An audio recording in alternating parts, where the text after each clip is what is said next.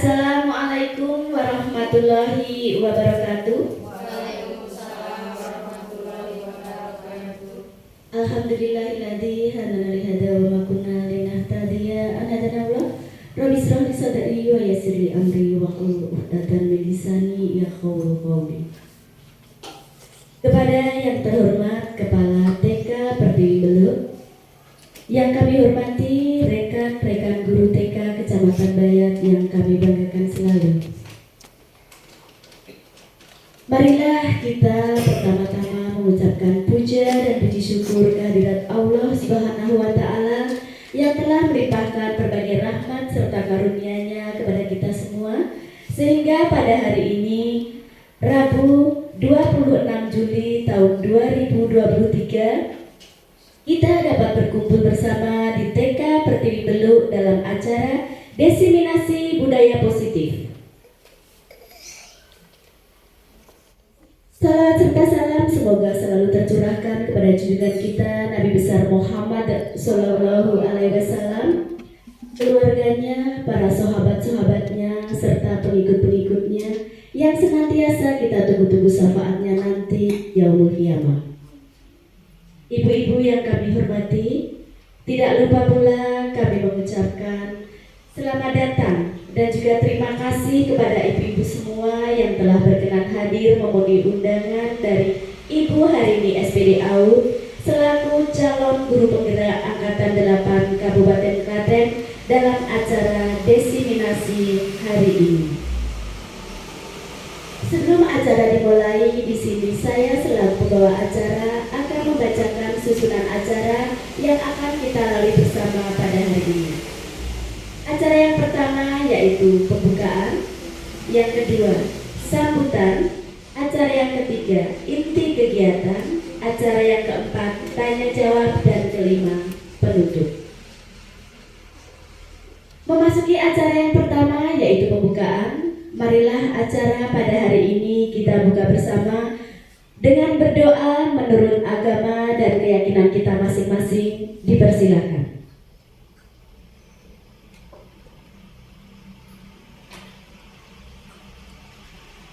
Berdoa cukup.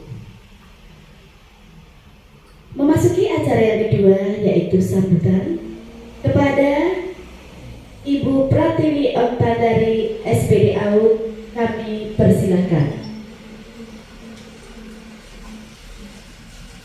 Bismillahirrahmanirrahim.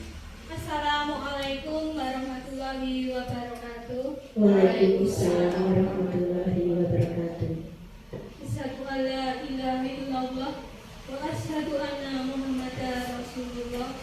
Amma ba'du. Puji serta syukur marilah kita panjatkan kehadiran Allah Subhanahu wa Ta'ala yang telah memberikan berbagai nikmat kepada kita semua, sehingga pada kesempatan hari ini kita bisa berkumpul dalam kegiatan modul 1.4 Diseminasi Budaya Positif oleh Ibu Harini SPD AUD dari TK Pertiwi Beluk CGP Angkatan 8 Kabupaten Klaten. Selamat siang ibu-ibu, rekan-rekan guru TK yang saya hormati, dan Ibu Harini selaku moderator pemateri dalam kegiatan ini. Pada kesempatan ini saya ingin menyampaikan beberapa hal yang terkait dalam kegiatan guru penggerak, bahwa guru penggerak itu diharapkan menjadi katalis perubahan dalam pendidikan di sekolah atau di lembaganya masing-masing. Kemudian juga dapat menggerakkan komunitas belajar untuk rekan-rekan di sekolah masing-masing. Kemudian selanjutnya bisa untuk mendorong kepemimpinan di sekolahnya masing-masing. Selanjutnya untuk ruang diskusi positif, bahwa kolaborasi antara guru dan selaku kepentingan di dalam maupun di luar lembaga.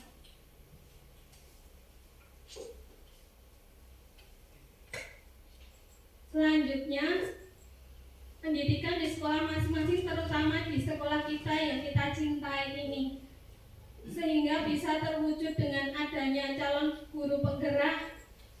Saya selaku atasan sangat mendukung penuh terhadap kegiatan yang dilaksanakan hari ini, yaitu Ibu Harini sebagai calon guru penggerak angkatan 8. Kepada rekan-rekan guru yang lain, semoga bisa mengikuti jejak Ibu Harini yang menjadi calon guru penggerak, ya Bu.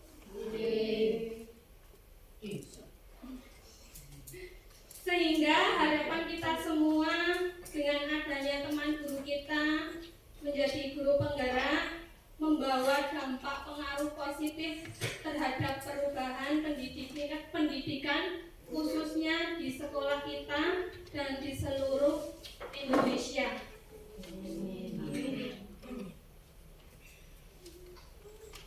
Sehingga harapan ke depan, perubahan pendidikan ke depan bisa diwujudkan dalam aksi nyata oleh rekan-rekan yang mengikuti calon guru penggerak, sehingga kualitas pendidikan di negara kita, khususnya di lembaga, bisa ditingkatkan dengan baik. Itu harapan kita semua, Bu. Mohon doa restunya, semoga Ibu Harini dalam kegiatan CGP Angkatan 8 ini berjalan dengan baik, berjalan dengan lancar, Bu. Baiklah, itu yang saya sampaikan, kurang lebihnya saya mohon maaf. Bila taufiq wal hidayah, wassalamualaikum warahmatullahi wabarakatuh. Waalaikumsalam warahmatullahi wabarakatuh. Terima kasih kepada Ibu Pratiwi Oktandaris SPD AUD selaku Kepala TK Pertiwi Belo yang telah memberikan sambutan, juga mendukung penuh kepada Ibu Harini SPD AUD dalam melaksanakan program pendidikan guru penggerak angkatan 8 Kabupaten Klaten.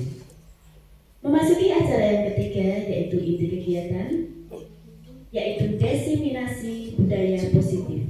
Kepada Ibu Harini SPD AUD kami persilakan.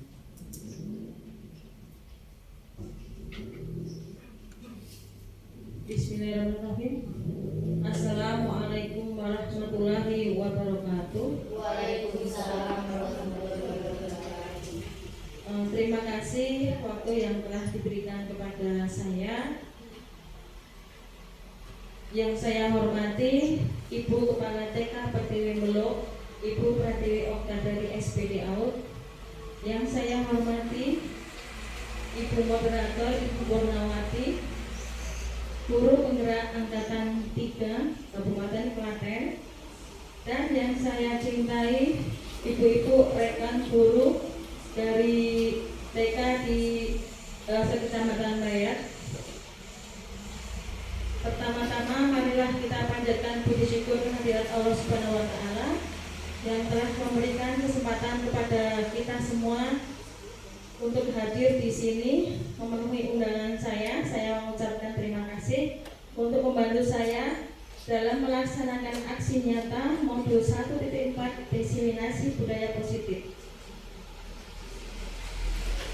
Sholawat serta salam kita curahkan kepada Nabi Agung Nabi Muhammad SAW, dan semoga syafaat untuk kita semuanya.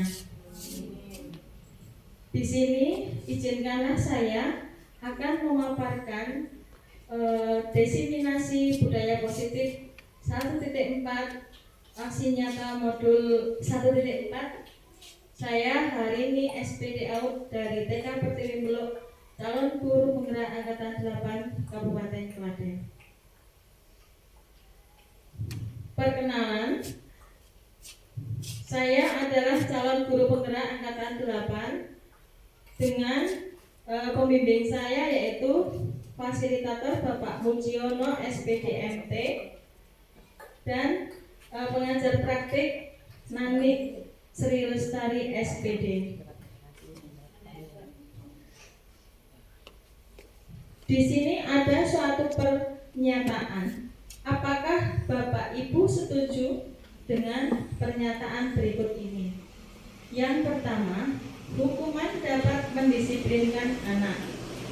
Yang kedua, pemberian hukuman dengan hal positif seperti membaca atau membersihkan halaman sekolah dapat meningkatkan disiplin anak. Yang ketiga, memberi penghargaan dapat meningkatkan motivasi belajar anak. Di antara ketiga pernyataan tersebut, apakah ibu-ibu ada yang setuju? Setuju boten Bu? Apakah hukuman dapat mendisiplinkan anak?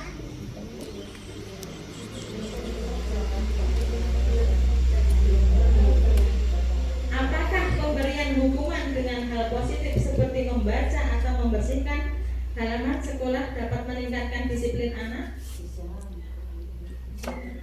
Bisa. Karena terpaksa. Apakah memberi penghargaan dapat meningkatkan motivasi belajar anak?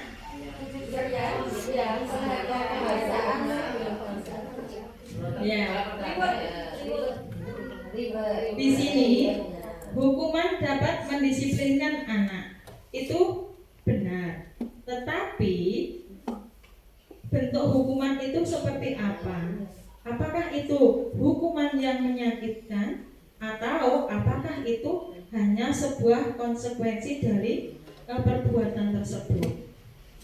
Jadi hukuman kemungkinan dapat mendisiplinkan anak, kemungkinan juga tidak.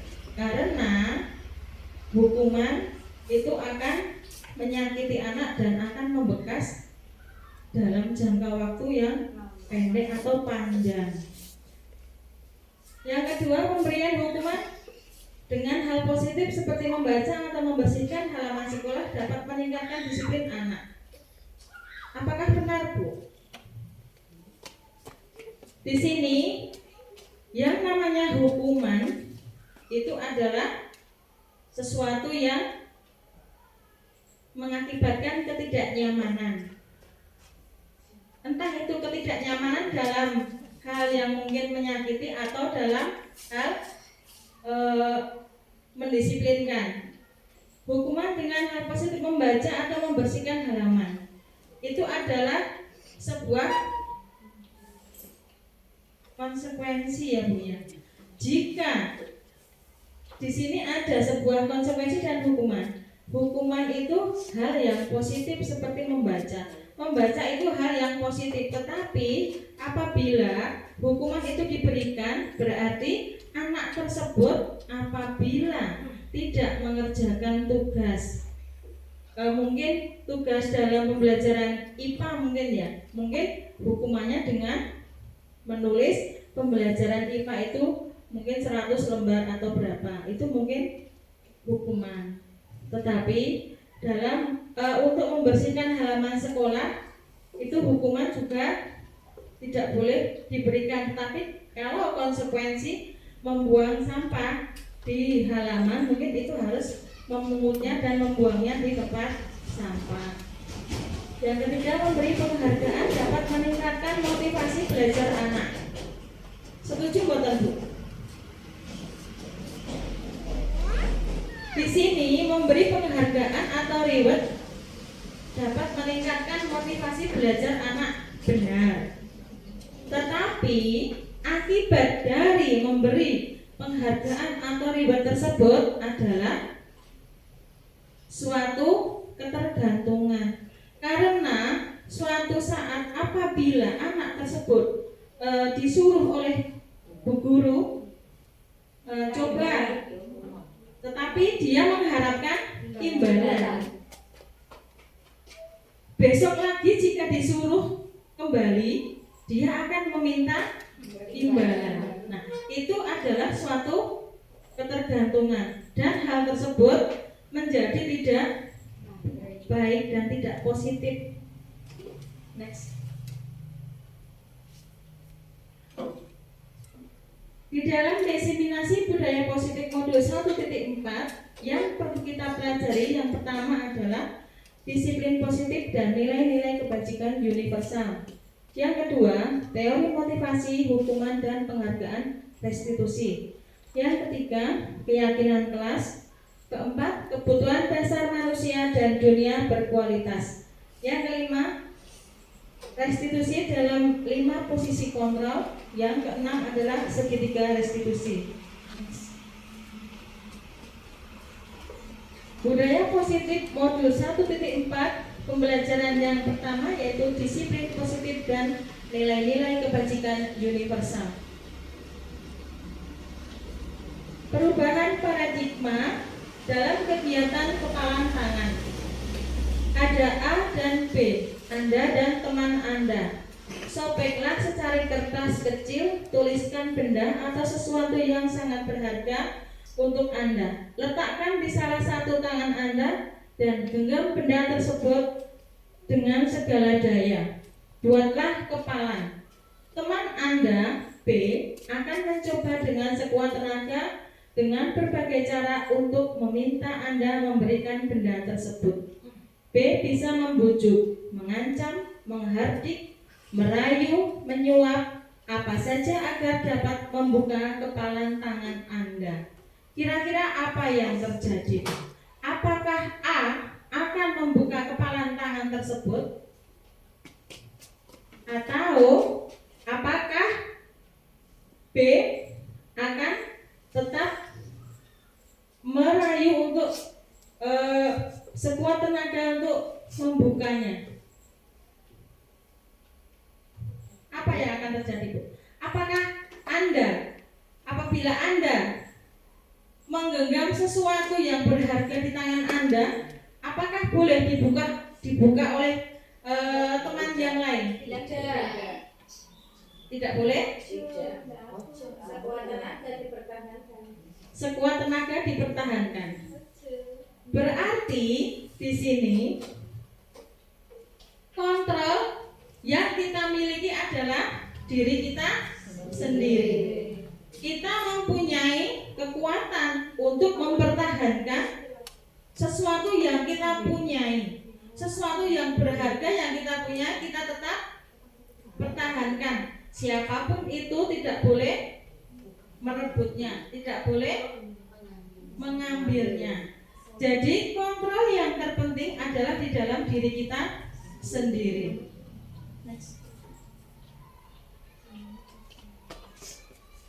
Perubahan paradigma teori kontrol atau teori ilusi kontrol. Yang pertama, ilusi guru mengontrol murid. Di sini ilusi guru mengontrol murid maksudnya sama dengan paradigma kepalan tangan tadi. Sebenarnya murid atau siswa itu tidak mau diatur, tidak mau dikontrol. Berarti kontrol yang terpenting itu di dalam diri kita sendiri. Ilusi guru mengontrol murid, sebenarnya murid itu tidak sadar kalau guru mengontrol dirinya. Dan murid itu tidak mau dikontrol, tidak mau dipaksa. Jadi untuk kontrol ini adalah dari diri kita sendiri. Murid itu bisa dikontrol oleh guru apabila murid tersebut mengizinkan dirinya untuk dikontrol. Yang kedua, ilusi bahwa kritik dan membuat orang merasa bersalah dapat menguatkan karakter. Ilusi di sini berarti orang yang bersalah itu bisa menguatkan karakter. Kenapa bisa seperti itu? Karena dari kesalahan tersebut siswa atau anak tersebut jadi tahu, oh ternyata saya berbuat seperti ini adalah salah. Dan itu akan menguatkan karakter mereka. Karena mereka akan sadar, oh berarti kalau seperti ini salah, tidak boleh dilakukan. Untuk besok lagi berarti dia tidak akan melakukan kesalahan yang sama. Yang ketiga, ilusi bahwa semua penguatan positif, efektif, dan bermanfaat. Penguatan positif, efektif, dan bermanfaat itu benar. Kekuatan dari diri kita itu hal yang baik, itu perbuatan yang positif dan efektif dan bermanfaat untuk kita. Karena semua yang untuk ilusi kontrol yang dari kita, penguatan positif adalah dari diri kita, untuk kita, dan untuk dilaksanakan, diterapkan dari kita. Ilusi bahwa orang dewasa memiliki hak untuk memaksa. Benar tidak, Bu? Orang dewasa itu suka memaksa? Iya. Itu kenyataannya. Memang contoh saja kita sebagai orang tua. Kita sebagai orang tua mengontrol anak-anak kita dan pasti akan memaksa. Misalkan saja hanya sebuah baju, memakai baju. Anak itu kalau disuruh memakai baju sama ibunya memakai baju warna ini, anaknya nggak mau.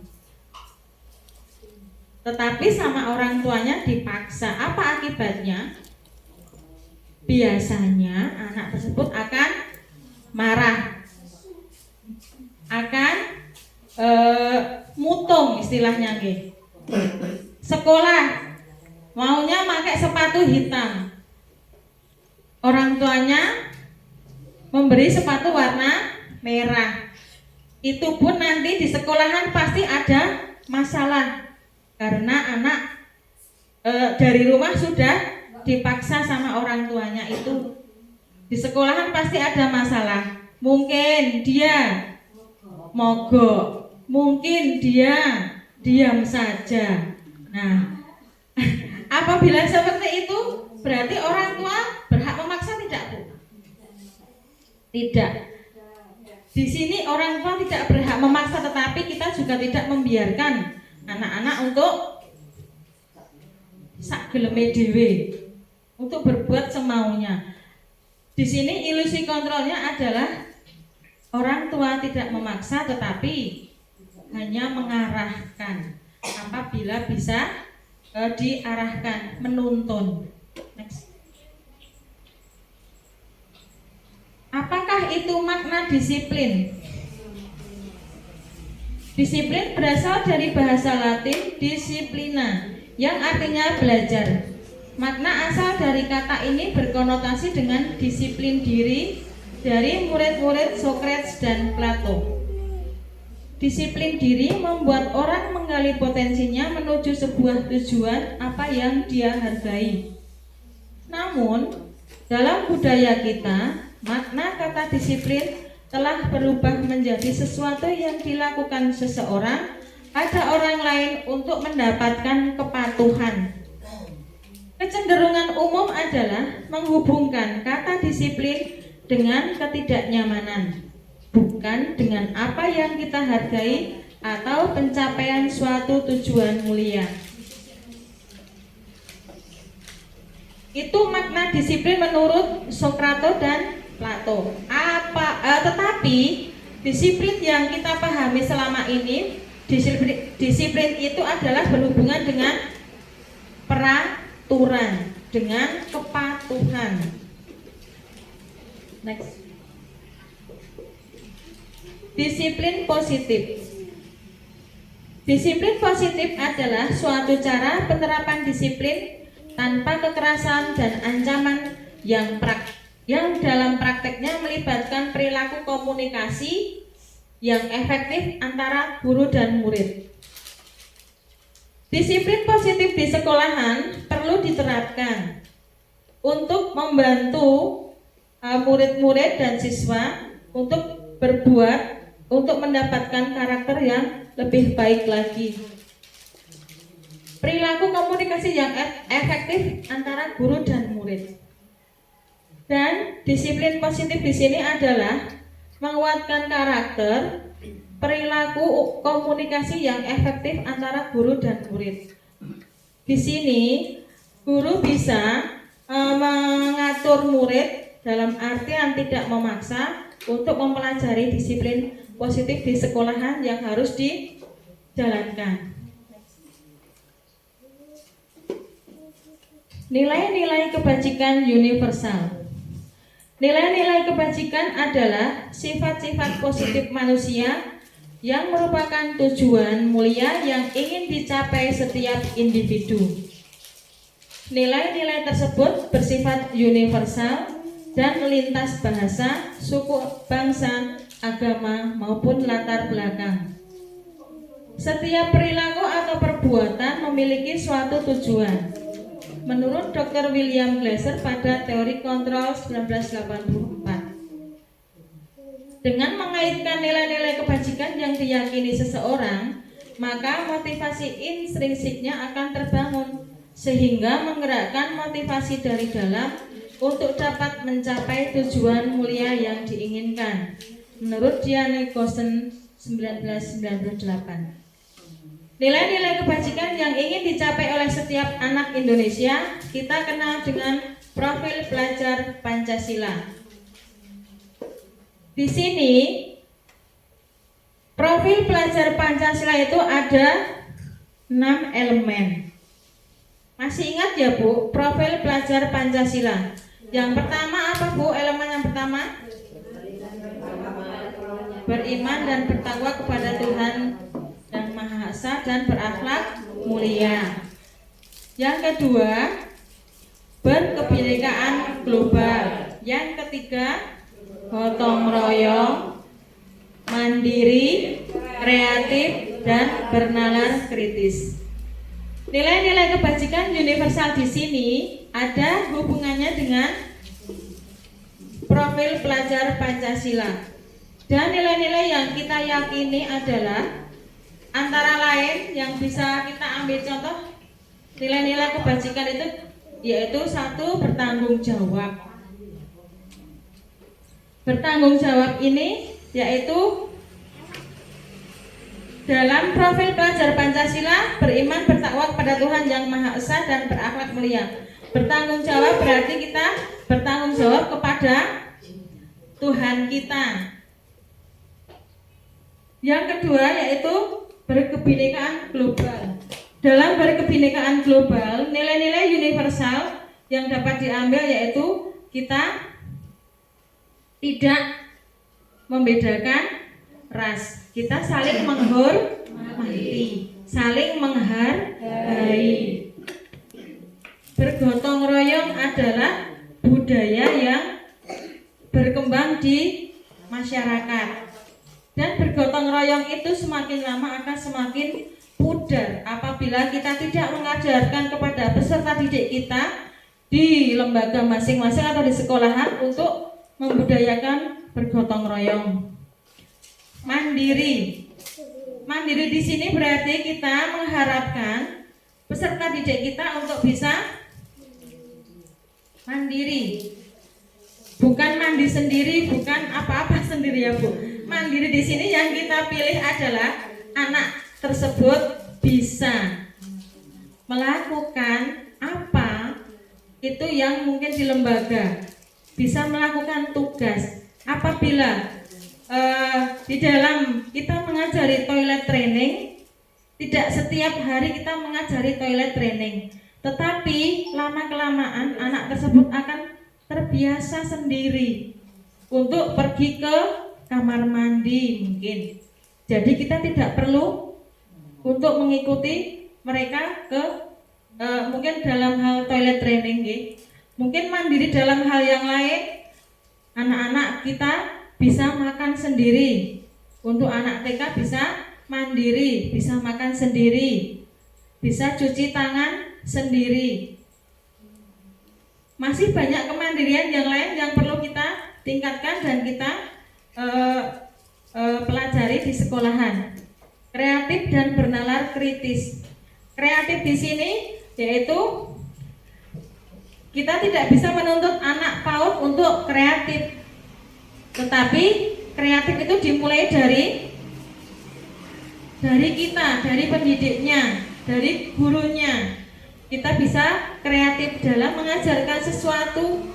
Mungkin dalam pembelajaran kita bisa merubah pembelajaran yang dari monoton, kita bisa menjadi memberikan media yang bervariasi agar anak tersebut tidak bosan, yang menarik, yang inovatif, menimbulkan ide-ide baru untuk dilaksanakan.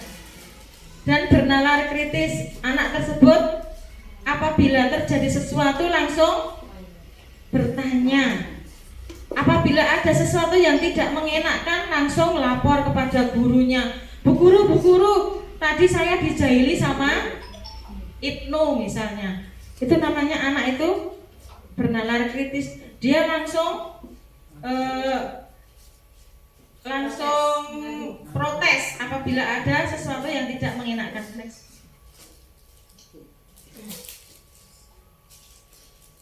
Budaya positif pembelajaran yang kedua yaitu tentang teori motivasi, hukuman, penghargaan, dan restitusi. Teori motivasi perilaku manusia. Yang pertama, untuk menghindari ketidaknyamanan atau hukuman, apa yang akan terjadi apabila saya tidak melakukannya. Yang kedua, untuk mendapatkan imbalan dari orang lain atau institusi, apa yang akan saya dapatkan apabila saya melakukannya.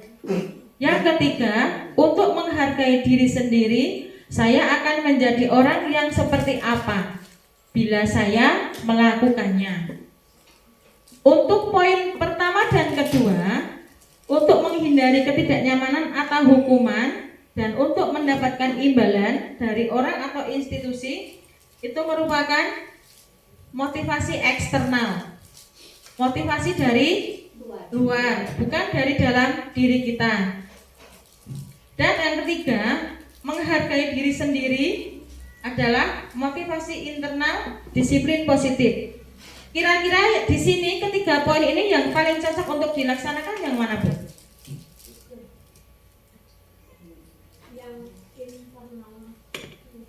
Ya. Di sini yang paling cocok untuk dilaksanakan adalah poin yang ketiga. Untuk menghargai diri sendiri, saya akan menjadi orang yang seperti apa bila saya melakukannya. Yang poin pertama dan kedua tadi adalah sama. Hukuman itu ya tidak enak, tidak nyaman dan menyakitkan. Mungkin efeknya akan terjadi dalam jangka panjang. Karena sesuatu hukuman itu akan membekas di hati. Misalkan di sekolahan anak tersebut mendapatkan hukuman dari gurunya. Mungkin dahulu sebelum saya mengenal disiplin positif ini, hukuman itu bisa dilakukan oleh gurunya. Misalkan dilempar dengan papan tulis, dilempar dengan penghapus. Dan apabila itu sampai terkena dengan anak tersebut akan mengingatnya sampai dia dewasa. Oh, Pak Guru itu dulu saya pernah dilempar penghapus. Itu adalah hukuman. Dan yang kedua, untuk mendapatkan imbalan dari orang lain atau institusi, sama dengan penghargaan dan reward. Mau melakukan sesuatu apabila ada imbalannya, ada hadiahnya. Dan yang ketiga yang paling cocok adalah untuk menghargai diri sendiri. Saya akan menjadi orang yang seperti apa bila saya melakukannya. Berarti kita harus bisa menjadi diri sendiri, harus bisa mengontrol diri kita untuk mendapatkan sesuatu yang kita inginkan. Apabila kita ingin mendapatkan sesuatu yang lebih, ingin menjadi polisi misalnya, jadi kerja keras kita, motivasi dari dalam diri kita, motivasi internal kita harus belajar, kita harus latihan fisik, kita harus bla bla bla untuk menjadi polisi itu seperti apa. Itu adalah motivasi internal. Dan motivasi internal itu akan mengakibatkan disiplin positif, akan mendapatkan sesuatu yang baik.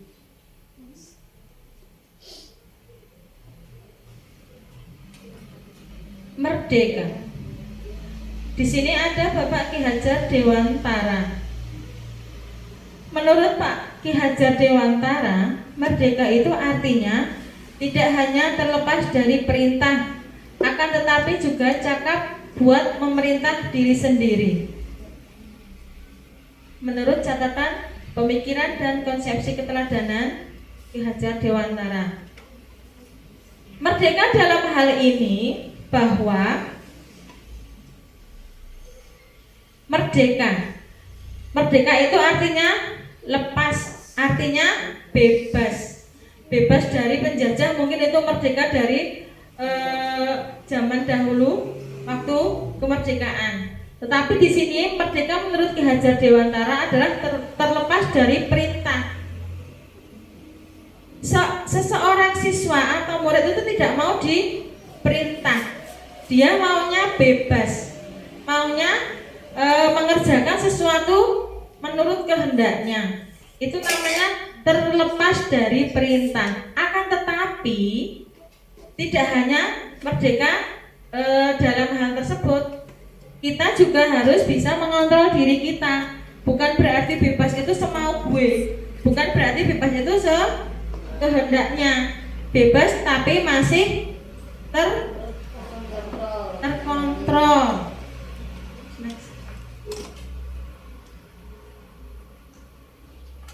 Dihukum oleh penghargaan. Bahwa penghargaan berlaku sama dengan hukuman. Dalam arti meminta atau membujuk seseorang melakukan sesuatu untuk memenuhi suatu tujuan tertentu dari orang yang meminta atau membujuk. Dorongan eksternal dan akan ada faktor ketergantungan. Beberapa dampak dari pemberian penghargaan. Yang pertama, pengaruh jangka pendek dan jangka panjang. Yang kedua, penghargaan menghukum. Yang ketiga, penghargaan mengurangi ketepatan. Yang keempat, penghargaan tidak efektif. Yang kelima, penghargaan merusak hubungan. Yang ketujuh, penghargaan menurunkan kualitas. 8, penghargaan mematikan kreativitas. 9, penghargaan mengurangi motivasi intrinsik. Di sini dihukum oleh penghargaan, dampaknya dalam jangka pendek dan jangka panjang. Bahwa hukuman akibat atau imbas dalam jangka panjang itu akan membekas, akan selalu diingat, tidak semena-mena akan hilang.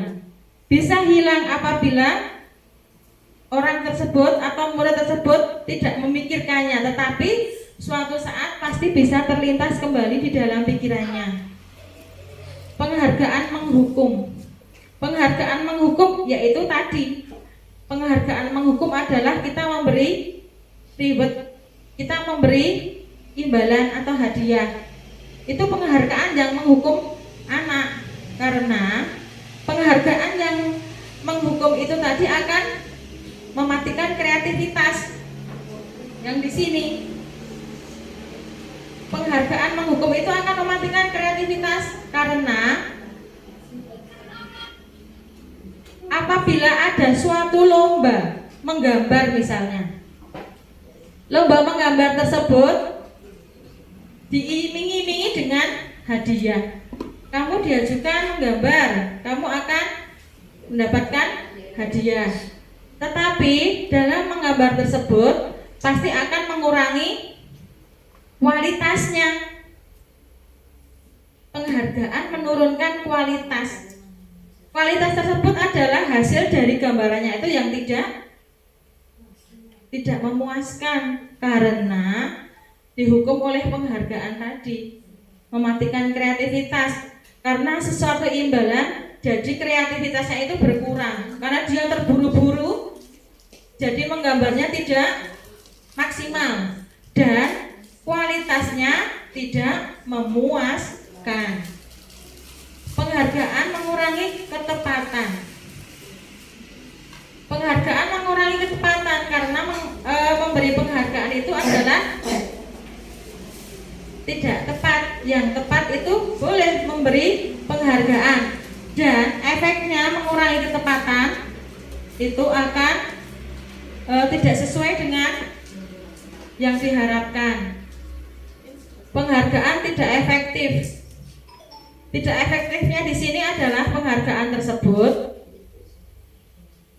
menjadi sesuatu yang diharapkan, tidak efektif. Yang selanjutnya, penghargaan merusak hubungan. Penghargaan merusak hubungan di sini adalah membuat teman-teman yang tidak diberi penghargaan tersebut menjadi iri, meri. Jadi penghargaan merusak hubungan adalah yang sebelumnya itu adalah teman dekat, karena yang satu diberi penghargaan, jadi yang satu menjadi iri, dan hubungan pertemanan tersebut menjadi renggang, tidak baik lagi. Next.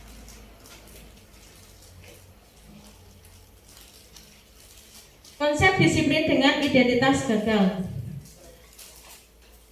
Hukuman yang tak seperti tadi ya Bu, hukuman adalah menyakitkan, tidak nyaman, murid menjadi takut, murid menyembunyikan kesalahannya, suka memaksa, dan murid menjadi rendah diri. Konsep disiplin dengan identitas gagal dengan penghargaan, tidak efektif, merusak hubungan, mematikan kreativitas, menghukum dengan sistem ranking, merampas hak menghargai dirinya. Di sini menghukum dengan sistem ranking itu apabila sudah kelas lanjut, mungkin di SD atau di SMP kelas atas itu bisa menghukum dengan sistem ranking. Karena diberi ranking 1, ranking 2, ranking 3 itu juga akan membuat anak menjadi iri apabila anak tersebut tidak menyadarinya, saya itu memang kurang dalam hal belajar ini. Jadi itu menghukum dengan sistem ranking itu adalah untuk kelas lanjut SD atau SMP. Konsep disiplin dengan identitas sukses. Disiplin dengan identitas sukses adalah yang pertama, kita tidak menghukum tetapi menggunakan konsekuensi.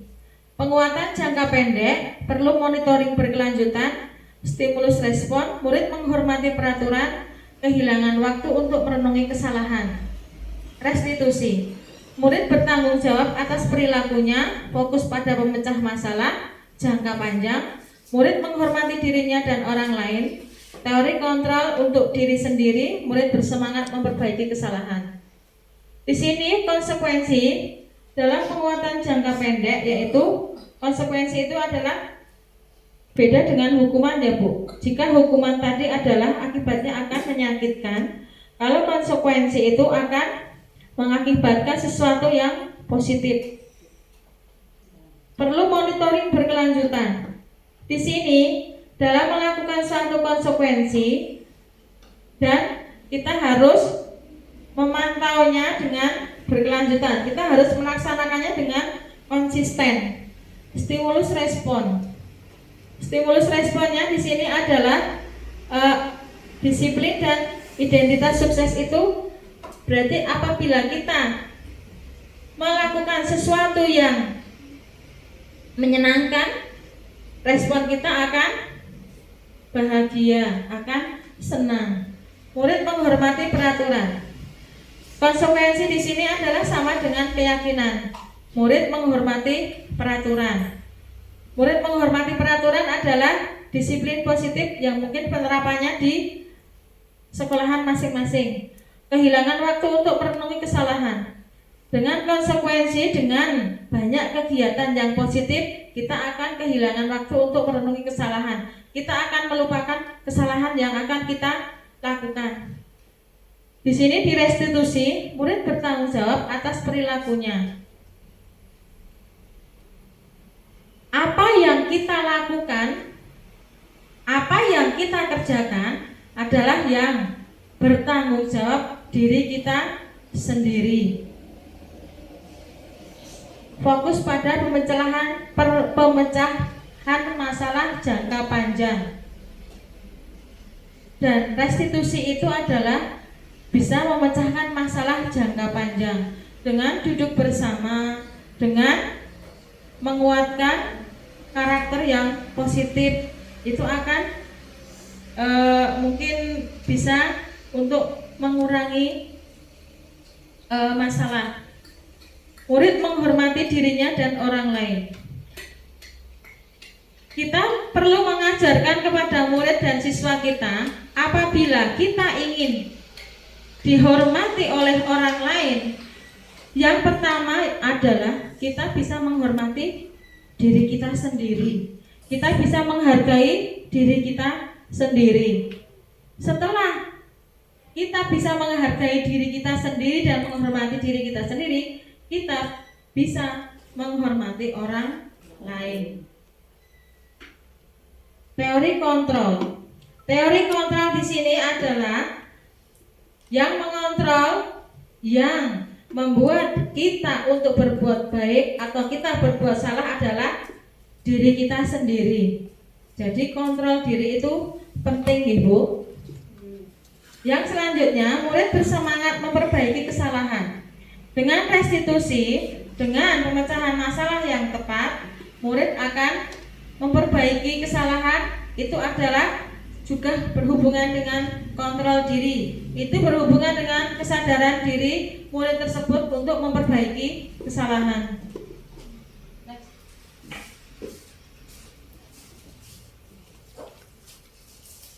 Bentuk program kebajikan atau apresiasi. Dalam memberikan apresiasi atau pengakuan, kita perlu mengingat beberapa hal. Yang pertama, beri dukungan secara khusus. Yang kedua, beri pengakuan secara pribadi. Yang ketiga, beri pengakuan kepada semua murid bergantian. Yang keempat, beri pengakuan secara konsisten. Yang kelima, fokus pada proses. Contoh pengakuan atau apresiasi kebajikan. Di sini ada apresiasi yang perlu kita berikan kepada murid. Pembuka, kemarin saya perhatikan. Kita bisa memberi contoh kata-kata atau apresiasi kepada murid tersebut.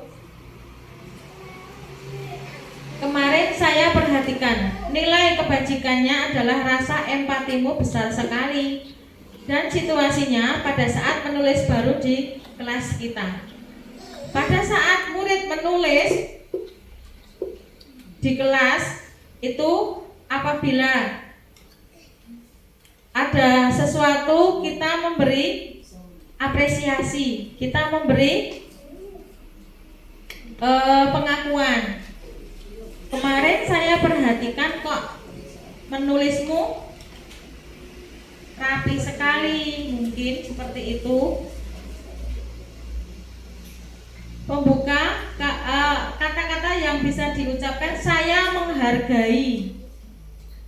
Nilai kebajikannya adalah tentang kepedulian. Mungkin contoh situasi pada saat kamu membantu teman-temanmu di tugas kelompok. Dalam tugas kelompok itu ada beberapa orang.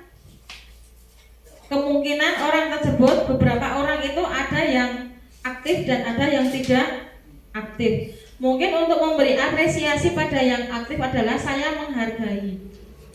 Bisa kata-kata yang digunakan seperti itu, dan nilai kebajikannya tentang kita peduli kepada teman. Dalam hal ini adalah di dalam kelompok. Terima kasih untuk rasa tanggung jawabmu pada saat kamu memungut kertas-kertas yang berserakan di lantai. Apabila ada murid yang melakukan sesuatu, mungkin memungut kertas yang berserakan di lantai, kita bisa mengucapkan terima kasih untuk aksi yang telah Anda lakukan, mungkin membersihkan sampah, memungut sampah, dan nilai kebajikannya adalah tanggung jawab.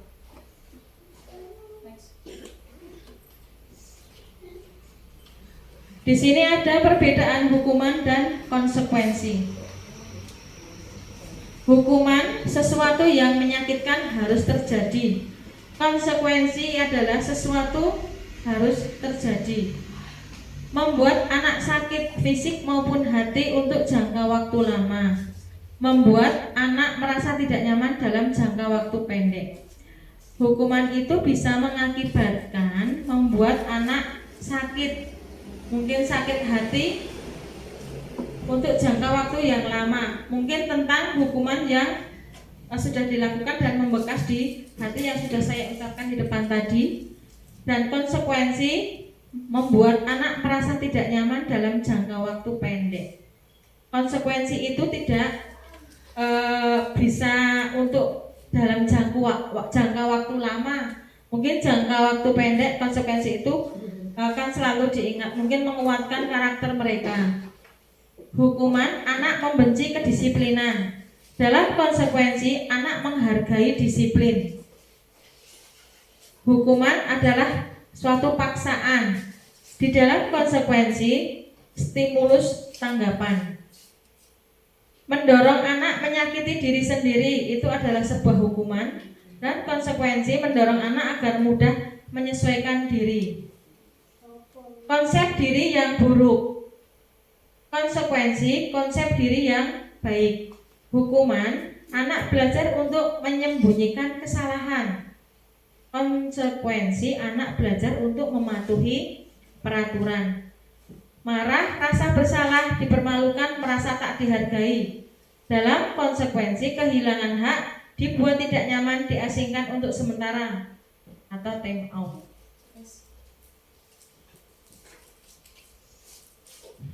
Restitusi. Restitusi adalah proses menciptakan kondisi bagi murid untuk memperbaiki kesalahan mereka sehingga mereka bisa kembali pada kelompok mereka dengan karakter yang lebih kuat. Restitusi juga merupakan proses kolaboratif yang mengajarkan murid untuk mencari solusi untuk masalah mereka dan membantu murid berpikir tentang orang seperti apa yang mereka ingin menjadi dalam tujuan mulia dan bagaimana mereka harus memperlakukan orang lain. Ciri-ciri restitusi. Bukan untuk menebus kesalahan, namun untuk belajar dari kesalahan. Memperbaiki hubungan. Yang ketiga, tawaran dan bukan paksaan. Yang keempat, restitusi menuntun untuk melihat ke dalam diri, mencari kebutuhan dasar yang mendasari tindakan. Restitusi diri adalah cara yang paling baik. Restitusi fokus pada karakter dan bukan tindakan. Restitusi menguatkan dan fokus pada solusi. Restitusi mengembalikan murid yang berbuat salah pada kelompoknya. Budaya positif pembelajaran yang ketiga tentang keyakinan kelas. Mengapa tidak peraturan saja? Mengapa harus keyakinan kelas? Mengapa kita memiliki peraturan harus menggunakan helm bila mengendarai kendaraan roda 2? Kenapa, Bu? Kenapa kok kita harus menggunakan helm? Menjaga keamanan. Biar aman. Peraturan. Nah, berarti itu adalah untuk keselamatan, untuk keamanan. Mengapa kita memiliki peraturan 3M? Menggunakan masker, mencuci tangan, dan menjaga jarak 1,5 meter. Mengapa, Bu? untuk menjaga kesehatan, kebersihan dan keselamatan. Mengapa kita memiliki peraturan harus datang tepat waktu pada saat mengikuti pelatihan? Disiplin. Untuk mendukung motivasi intrinsik, kembali ke nilai-nilai atau keyakinan-keyakinan yang lebih menggerakkan seseorang dibandingkan mengikuti serangkaian peraturan-peraturan.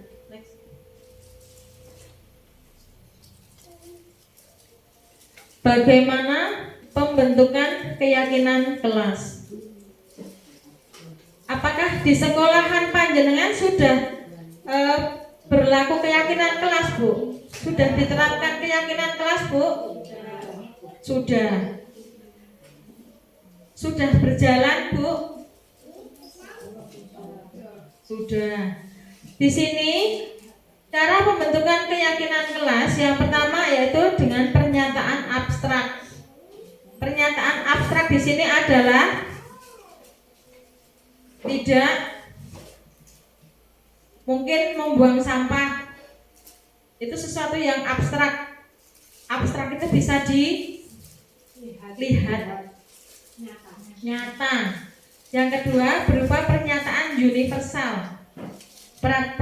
Pernyataan universal itu pernyataan yang umum yang bisa kita gunakan. Yang ketiga dibuat dalam kalimat positif. Dibuat dalam kalimat positif.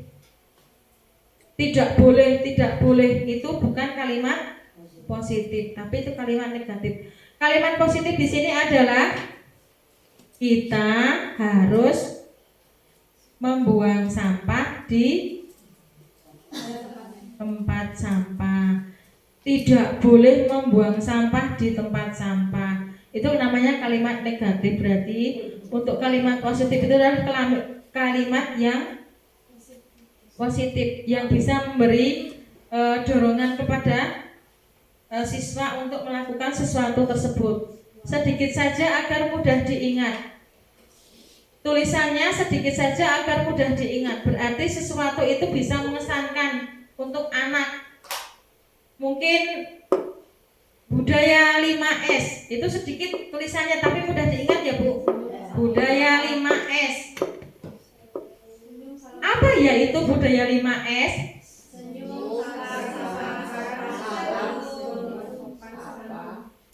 Senyum, salam, sapa, sopan dan santun. Mungkin itu bisa diajarkan di lembaga masing-masing. Yang selanjutnya sesuai dengan kondisi kelas agar mudah diterapkan. Sesuai dengan kondisi lingkungan sekolahan masing-masing nih. Untuk kelas untuk PAUD mungkin kelasnya hanya 3, mungkin ada kelas A, B dan kelas B1, B2 kemungkinan. Tapi untuk anak yang tingkat lanjut, anak SD ada kelas 1, 2, 3, 4, 5, 6. Untuk kelas selanjutnya ada kelas 1, 2, 3, 7, 8, 9. Dan itu pun dengan kelas masing-masing. Kelasnya mungkin berbeda-beda dengan kelas 1 dan kelas 2 berbeda dengan kelas 3 untuk penerapannya. Yang keenam melibatkan semua warga kelas. Dan untuk membentukkan keyakinan kelas adalah melibatkan semua warga kelas. Pemangku kepentingan di dalam sekolah itu ada kepala sekolah, ada guru, ada murid, ada orang tua murid, dan mungkin ada rekan sejawat mungkin yang ada di dalam sekolahan tersebut. Budaya positif selanjutnya yaitu tentang kebutuhan dasar manusia dan dunia berkualitas.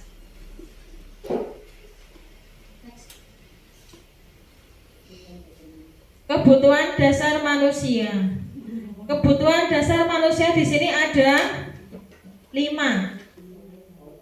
Yang pertama adalah survival. Yang kedua belonging. Yang ketiga power. Yang keempat freedom. Yang kelima fun. Kebutuhan dasar manusia yang pertama yaitu survival. Survival di sini adalah maksudnya bertahan hidup. Kebutuhan dasar manusia untuk bertahan hidup itu ada 3. Kemungkinan waktu dulu kita belajar berbeda dengan budaya positif. Dulu saya mengingatnya ada kebutuhan sekunder, kebutuhan primer, tersier. Dan di sini untuk kebutuhan dasar manusia tentang bertahan hidup atau survival adalah sama. Yang pertama, kebutuhan untuk bertahan hidup adalah kita harus makan. Berarti kita harus menyiapkan makanan. Kita harus mengkonsumsi makanan. Yang kedua, untuk bertahan hidup lagi kita harus papan. Kita harus mempunyai tempat tinggal. Kita harus mempunyai rumah, sandang, pangan, papan.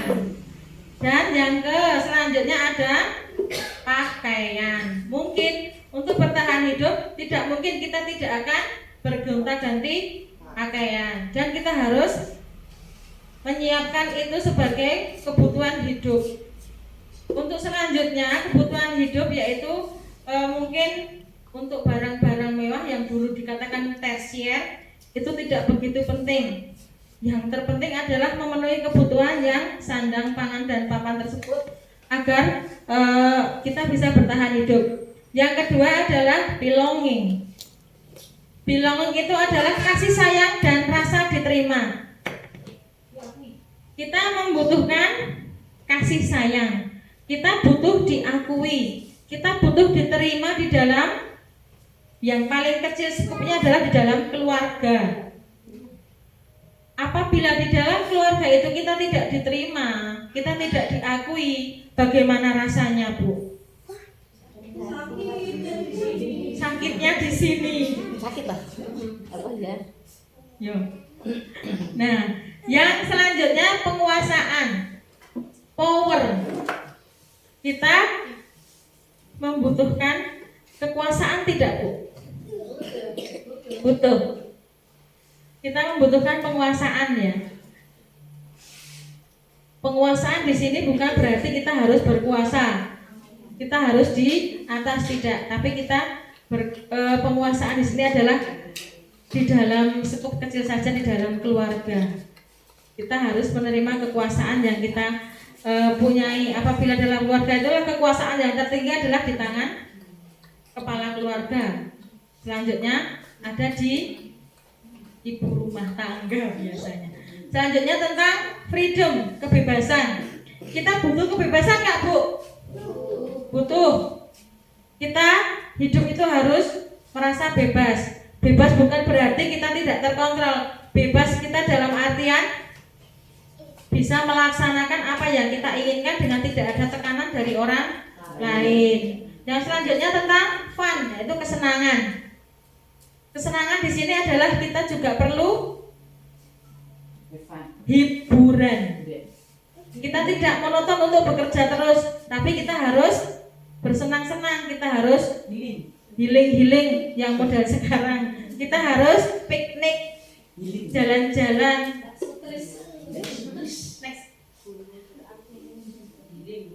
Dunia berkualitas adalah tempat khusus dalam pikiran, tempat menyimpan gambaran representasi dari semua yang diinginkan tentang orang-orang, hal-hal yang terbaik dalam hidup dan membuat kita merasa bahagia karena kebutuhan dasar kita terpenuhi. Dunia berkualitas di sini kita dapat memenuhinya setelah kebutuhan dasar yang 5 tadi bisa terpenuhi. Jadi kita bisa hidup bahagia. Budaya positif selanjutnya adalah 5 posisi kontrol.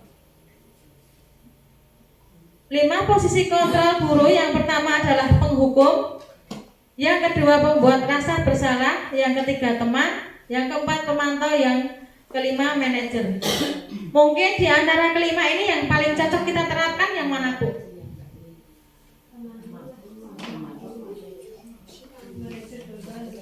Teman dulu.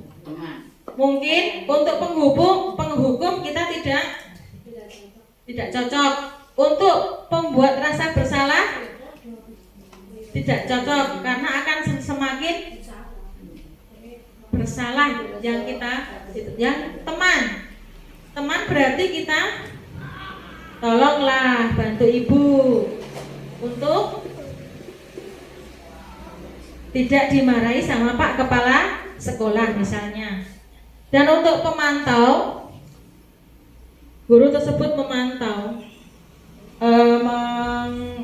menginstruksikan mungkin.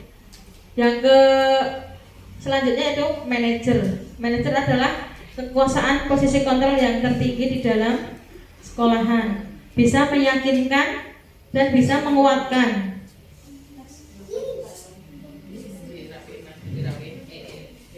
Eksplorasi konsep tentang segitiga restitusi. Segitiga restitusi di sini ada 3 tahapan. Tahapan yang pertama itu menstabilkan identitas. Menstabilkan identitas, setiap orang pasti pernah melakukan kesalahan. Kamu bukan satu-satunya yang pernah melakukan ini. Dalam menstabilkan identitas, kita bisa memberi pemecahan suatu masalah kepada murid kita. Kita mendudukkan murid tersebut, kita rangkul murid tersebut. Kita bisa memberi kekuatan. Setiap orang pasti pernah melakukan kesalahan. Kamu bukan satu-satunya yang melakukan hal ini. Bu guru juga pernah melakukan kesalahan. Tahapan yang kedua yaitu validasi kebutuhan. Kamu tentu punya alasan mengapa melakukan itu. Adakah cara yang lebih efektif untuk mendapatkan apa yang kamu butuhkan?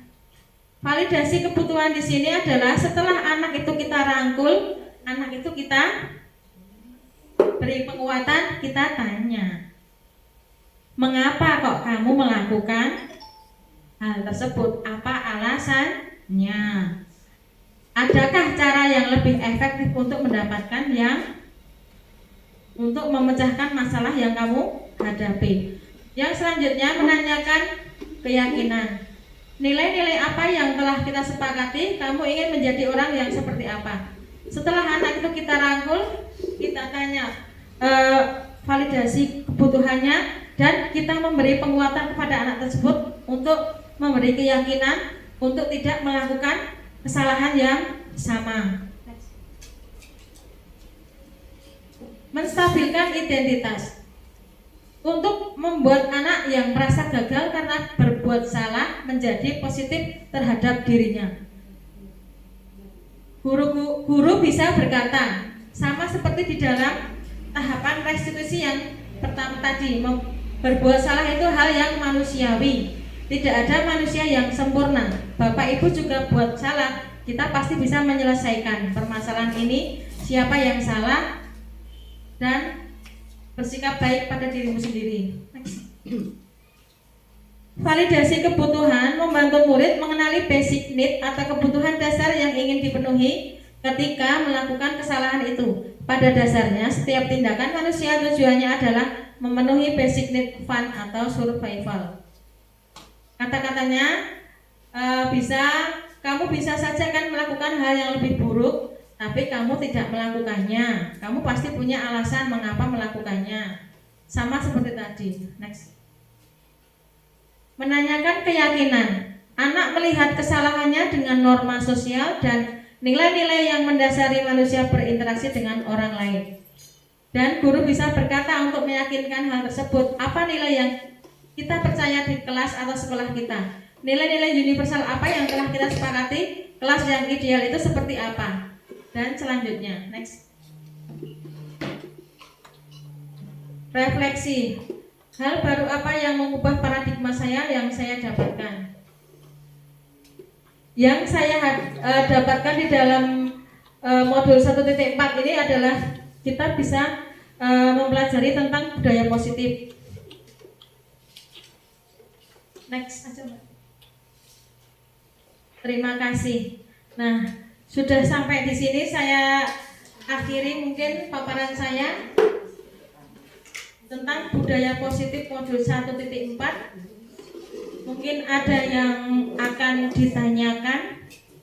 Membuka 3 pertanyaan. Monggo. Silakan Bu. Oke. Ya, Bu. Kami yang kami tanyakan, apa budaya positif yang telah diterapkan di lembaga Anda atau lembaga Anda? Ya, budaya positif yang telah saya terapkan di lembaga saya, yang pertama yaitu saya membudayakan tentang budaya 5S, senyum, salam, sapa, sopan, dan santun. Untuk yang kedua, budaya positif yang kami terapkan di lembaga adalah kami mengadakan infak setiap hari Jumat untuk melatih anak-anak berhemat.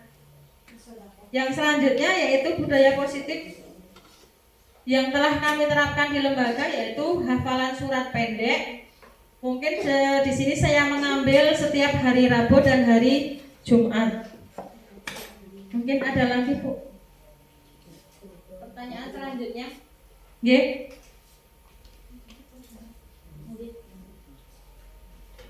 Monggo. Apa pentingnya menciptakan budaya positif di lingkungan sekolah? Menciptakan budaya positif di lingkungan sekolah itu sangat penting. Dengan budaya positif itu dapat mengembangkan tentang budaya gotong royong, melakukan kegiatan secara bersama-sama akan melatih kepekaan mereka dan kepedulian mereka terhadap sesama. Mungkin seperti itu, Bu. Mungkin pertanyaan yang ketiga. Saya Bu, sebelumnya terima kasih atas waktunya. Perkenalkan nama saya Ani. Untuk pertanyaan dalam menerapkan budaya positif di lembaga panjenengan, apabila ada anak yang melanggar, apakah anak tersebut mendapat hukuman? Itu saja. Terima kasih. Assalamualaikum warahmatullahi wabarakatuh. Terima kasih, Bu Ani. Anak yang melanggar budaya positif di sekolahan mungkin tidak akan mendapatkan hukuman, karena hukuman tersebut akan berimbas pada jangka panjang, yaitu akan menyakitkan dan akan membekas di hati. Dan di sini mungkin guru bisa memberi dorongan intrinsik, motivasi kepada anak tersebut untuk melakukan hal yang lebih baik lagi, tetapi tidak dengan memberi hukuman. Mungkin seperti itu, Bu. Ada kekurangannya, monggo. Jadi nanti anak cuma diberi nggak diberi hukuman, tapi diberi apa tadi? Motivasi ya, untuk tidak mengulangi seperti itu. Mungkin nanti bisa pakai praktek segitiga restitusi mungkin Ibu. Ya. Saya sudah mempraktekkan 3 restitusi di lembaga saya. Yang kami praktekkan kemarin tentang merapikan mainan. Di saat tersebut ada beberapa anak sedang bermain dan bermain balok. Dalam bermain balok itu ada salah satu anak yang berlari. Dia duduk mengambil makanannya. Dan anak tersebut membuka makanan tersebut dan makan. Dan di dalam hal tersebut dia tidak melakukan kesepakatan, karena kesepakatan sebelumnya kalau bermain berarti mainan itu harus dikembalikan kembali ke tempatnya untuk dirapikan kembali. Yang tadinya lantainya bersih juga harus kembali bersih. Dan di dalam segitiga restitusi itu guru memberi tahapan yang pertama yaitu menstabilkan identitas. Yang pertama yaitu kita merangkul anak tersebut, kita mengajak duduk. Yang kedua, kita memberi solusi. Kenapa kok kamu lari? Buru-buru ingin membuka makanan dan minuman. Alasannya karena dia lapar. Dan dalam hal ini guru memberi saran, tapi boleh makan. Tetapi sebelum makan itu kita harus merapikan mainan terlebih dahulu. Mungkin seperti itu. Dan untuk yang memberi keyakinan, guru bertanya, apakah kamu akan mengulangi kesalahan ini lagi setelah Bu Guru memberi restitusi yang kedua? Tidak akan mengulangi kesalahan yang sama, dan dia berjanji akan merapikan kembali mainannya sebelum makan. Mungkin seperti itu Bu Ani. Sama-sama. Mungkin demikian paparan dari saya tentang diseminasi budaya positif modul 1.4. Terima kasih. Ada kurang lebihnya saya mohon maaf. Wassalamualaikum warahmatullahi wabarakatuh. Waalaikumsalam warahmatullahi wabarakatuh. Tepuk tangannya dulu ibu-ibu. Oke, terima kasih banyak. Baiklah ibu-ibu yang kami hormati, demikian tadi diseminasi budaya positif di TK Pertiwi Beluk yang telah disampaikan oleh Ibu Harini SPD AUD. Tentunya banyak sekali hal-hal ataupun pengetahuan yang kita peroleh dari diseminasi pada hari ini. Dan semoga apa yang kita peroleh dari paparan hari ini bisa kita praktekkan ataupun kita laksanakan di lembaga kita masing-masing. Baik ibu-ibu semuanya, demikian tadi acara demi acara telah kita lalui bersama dari awal sampai akhir, dan sampailah kita pada penghujung acara yaitu penutup. Sebelum acara pada hari ini kita tutup, di sini saya selaku pembawa acara mohon maaf yang sebesar-besarnya bila ada tutur kata saya yang kurang berkenan di hati ibu-ibu semuanya. Billahi taufiq wal hidayah wa ridha wal inayah. Wassalamualaikum warahmatullahi wabarakatuh.